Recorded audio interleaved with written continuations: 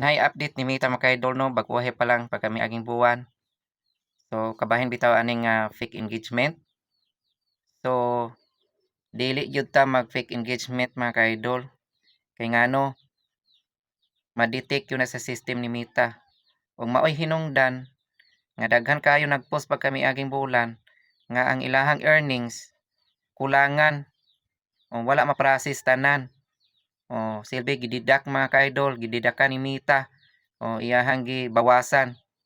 O mao nay nahitabo sa kuang earnings pag kami aging buwan. O kulangan og $50 mga ka-idol, wala gi-process. So nawagtang ra to mga ka-idol, wala gihatag ni Mita. Kay bisan ako wala ko nag fake engagement, pero ang ako ang mga followers, mga viewers nga nag-engage sa ako ang mga video, mga pictures, nag fake engagement man sila. Kay daghan baya kayo nga mag fake engagement sa ako ano kana mo comment ra bitaw sila og kanang count me in, follow to follow, raise back unsa pa nang diha. So unya wala nila tiwasa og tan-aw ang video. So mao na hinungdan nga maapektahan usab ang ako ang earnings mga ka-idol no, ma-detect po na sa system ni Mita.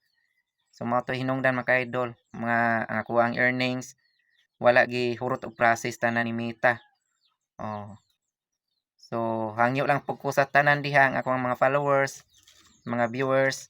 So likayan lang nato ang fake engagement kay dili lang ako ang maapektahan akong earnings, so pati kamo kay labi na nga na-monetize na mo diha mga ka-idol nga nag fake engagement mo. So ma-detect po na sa system ni Meta aw hasta pud mo ang inyong earnings dili sad na i-process tanan basta ma-detect na ni Meta. Oh. Kay mao man gyud ni update ni Meta karong bag-o nga iya na gyud gipanghingusgan ang fake engagement. Oh, gituyo na niya para gyud nga kita mosunod gyud ta sa proper engagement, dili ta mag-fake. Dapat mo tan-aw ka video imuha gyud nang tiwason og tan-aw. Tapos ayha pa ka mo like or mo comment.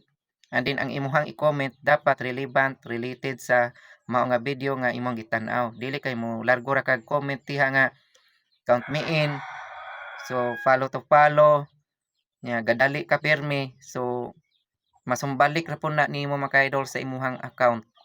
Oh, sayang kaayo nga mabawian og monetization tools. Gumikan lang anang fake engagement kay iya naman ang gi-stricto kayo pagkakaron ang fake engagement kay naa naman na diha sa atong dashboard makita naman gyud na diha nga iya na yung gipanghigusgan ang fake engagement. Oh, leksyon na ni natong tanan mga ka-idol.